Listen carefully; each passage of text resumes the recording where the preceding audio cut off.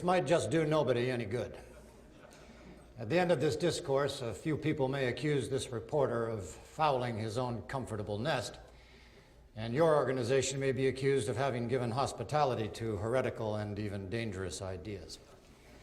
But the elaborate structure of networks, advertising agencies, and sponsors will not be shaken or altered.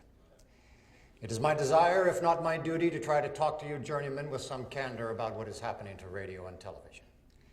And if what I say is responsible, I alone am responsible for the saying of it. Our history will be what we make of it.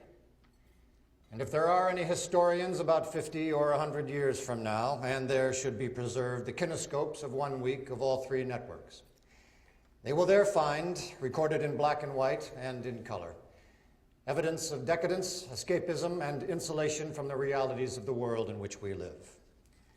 We are currently wealthy, fat, comfortable, and complacent. We have a built-in allergy to unpleasant or disturbing information. Our mass media reflect this.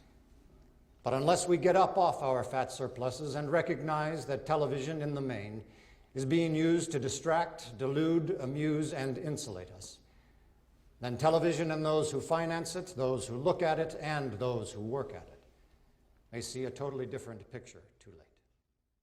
I began by saying that our history will be what we make it.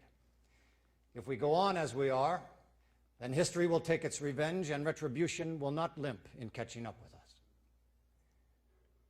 Just once in a while, let us exalt the importance of ideas and information.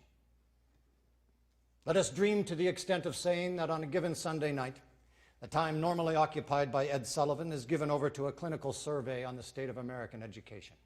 And a week or two later, the time normally used by Steve Allen is devoted to a thoroughgoing study of American policy in the Middle East. Would the corporate image of their respective sponsors be damaged? Would the shareholders rise up in their wrath and complain? Would anything happen other than a few million people would have received a little illumination on subjects that may well determine the future of this country and therefore the future of the corporations?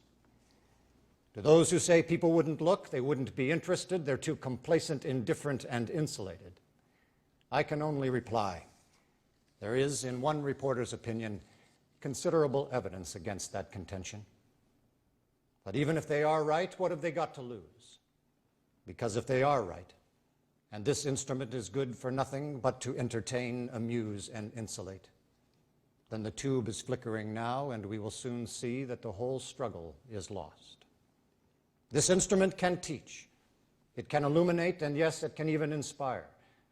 But it can do so only to the extent that humans are determined to use it towards those ends. Otherwise, it is merely wires and lights in a box. Good night, and good luck.